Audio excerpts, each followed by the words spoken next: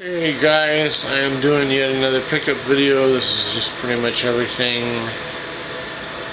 that I have right now that I haven't shown yet. Not everything, I'm saving a few other things for the next pickup video. First off, I wanted to show you guys this Power Up mushroom. I got this, where did we get this? Cracker Barrel of all places. I thought that was weird. They carry these at the candy store at the mall. This is a sour cherry candy. I do eat the candy. There was a 1-Up mushroom, but I didn't buy it because I didn't like the candy inside. And since I do eat the candy, I didn't pick it up because I'm not going to eat the fucking candy. I might find one later and just buy it just on principle to have it.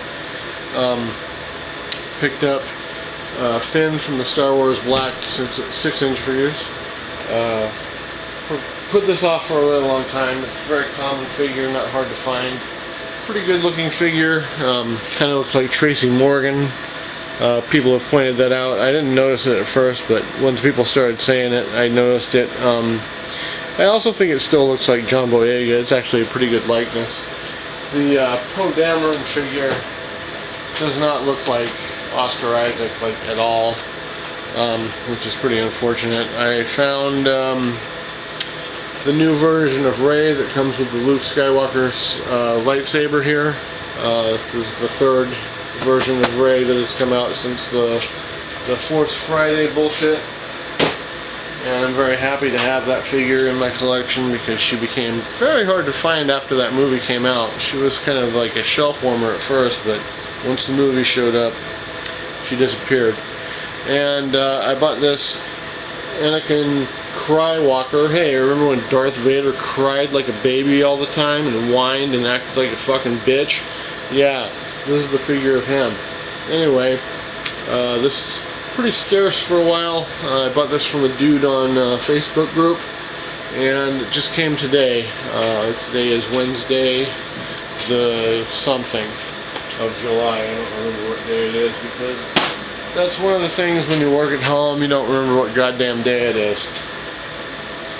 And let's see here. Moving right along. Here is Rey from the Walmart exclusive Ghostbusters line. These are the same figures that they sell on Matty Collector, which by the way is going out of business at the end of the year, and Super 7 will be taking over all of the Mattel adult properties at that point. And so if there's anything on Matty Collector that you want to get, I would say do it now. Here is Egon, Peter, and Winston. So all four of the original cast. I had these for a little while. I just didn't show them until now. People are trying to sell these for like over $100 for the set on eBay, which I think is total bullshit because they're not that hard to find. If you look, they're not hard to find. And on the subject of the Ghostbusters figures, this is the Build-A-Figure Rowan from the 2016 line. Yeah. His legs don't move, only his arms and head do. And then there's a posable version that lights up for some reason. My PS3 controller, I have two. One of them is on the fritz because I think my niece and nephew pulled it off of the shelf and dropped it onto the hardwood floor over and over again when they were living here, and it doesn't register button inputs properly. And so I needed a new controller, and typically I would never buy a third party, but I got this Afterglow controller because I thought it kind of looked neat, and I did not do any research or read the back of the box or anything, and I discovered that this runs on 2 AA batteries, and that really turns me off on this, but it lights up. I may just return this because I'd rather get a first party one that doesn't light up than have a third-party one that runs on fucking AA batteries. You know what I mean? Always buying cool Vita games. Some not so cool, but some cooler than others. I love the Vita. I love buying games for it. I do play my Vita 90% of the time. If you see me on the PlayStation Network, I am on the Vita, not on any other console. If you don't have my PlayStation ID, hit me up for it, either privately or on Facebook, and I will set you up with it if you care to. I don't even care if you want to play games with me or not. Just I like to compare trophies sometimes, and that's really all about that. I do party chat with some of my other friends, but I haven't seen them on there lately. But anyway, I got The Wolf Among Us, and I got this at Walmart, surprisingly, because Walmart does not carry Vita stuff anymore. These were on clearance. This was $9.88. And while I was there, I also picked up MLB 15 The Show, which is not a physical copy. It's a voucher inside of a case, which that's the stupidest fucking thing I've ever seen in my life. But it was cheap, so I bought it, and I'm probably never going to remove it from the cellophane because I don't give a flying fuck about baseball or sports in general. When I find out people like sports, I usually just completely reconsider my fucking relationship with those people. Not seriously. John Waters said that once, and I've been saying it ever since. I also just recently picked up this BlazBlue Chrono Phantasma. This game is really good if you like fighting games. If you don't like fighting games, it's still good, but you don't like it. But yeah, don't diminish the fact that I like fighting games sometimes. I'm not the best at them, but this is a pretty alright one. And don't know if this is on PlayStation 3 or 360, but it may be. I don't know.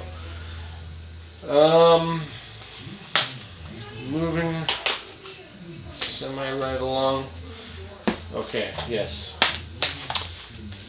I have slowed down significantly on picking up PlayStation 3 games, but I still do it because I'm kind of impulsive and I lack self-control.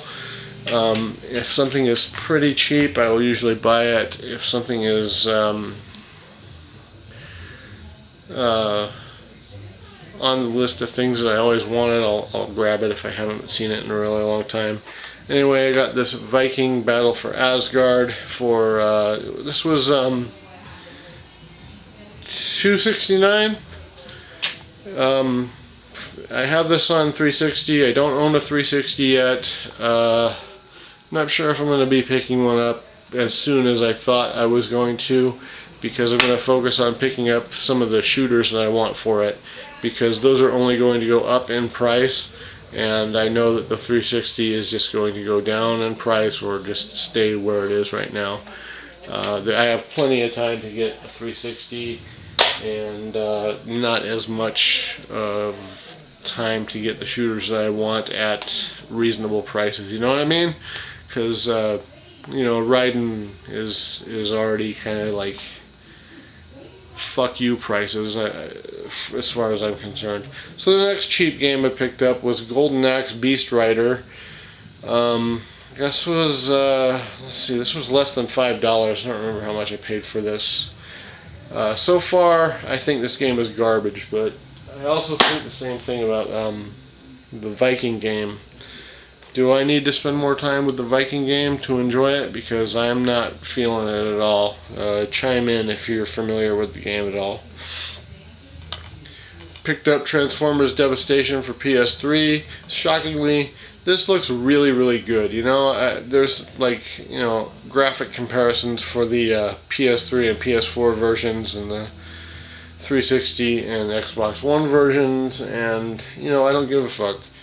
Graphics can suck my dick. Gameplay is where it's at. And this gameplay is great. I love this game. This is a lot of fun. Got a lot of the original voice actors that are still alive. Peter Cullen is Optimus Prime. Frank Welker is Megatron, and he sounds just like he did in the 80s, which is something that he had a hard time recreating at one point because it was such a strain on his throat. And Dan Gilvezan is back as Bumblebee, which is pretty cool. Instead of giving him that radio static voice, which was bullshit. I was also looking for John Woo's Stranglehold. This is the collector's edition. Now the the GameStop store, did not have the disc, so they were going to throw the case away, and I asked them to give it to me, and they did, just in case I can find one that doesn't have the case somewhere at a different GameStop store. I've looked this up on eBay, and I haven't been able to find it to save my life at a reasonable price. This is like a $1 or something game at GameStop, and I'm not paying more than that. If anybody has a lead on like even just a disc-only version of the collector's edition, it has to be a collector's edition because it comes with a copy of Hard Boiled movie on here, and hook me up, help me out, whatever, that'd be great. I would really appreciate that. Also in the empty case department, Infamous Collection. Yeah, collection. I don't know why it's a collection when there's only 2 games, but fuck it. I just wanted that to pad out the collection box that I have. I don't have shelves or anything to display these things on. And also in that theme is the God of War Saga. Just because I like the cool artwork for God of War 3 on the cover. I still am a fan of those games, despite the overall burnout that most people have exhibited with the God of War video game series. 2 more toys I forgot to show you guys. Masters of the Universe Classics. This is the monthly figure, which is Krita. Krita is from the cartoon The New Adventures of He-Man. She never had an action figure, though she was planned to be one. Female figures are notoriously advertised as not selling. Don't know if you can see her worth a shit. There she is with her big hair and her purple skin, her scepter, and the Space Mutants logo. She was in a lot of the episodes of the New Adventures of He-Man cartoon, but she was not in the comic in the UK, unlike Darius. So let me just stuff her back in the shipping box. Pretty happy that this is a long overdue fucking figure. 27 years in the making. That was a figure that should have been, and now it is, which is great because the classic style really suits a lot of these figures that never came out. Now this is the club exclusive for 2016, and it is Despara. Get back here and make sure you guys can see it. There she is. Now if you're wondering who Despara is, you see that Hordak helmet there? This is Adora, the alter ego of She-Ra, when she was part of the evil Horde.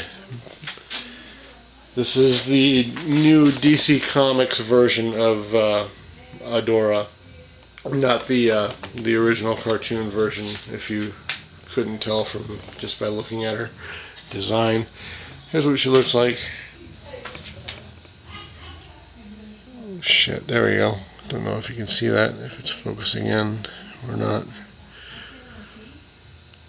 Anyway,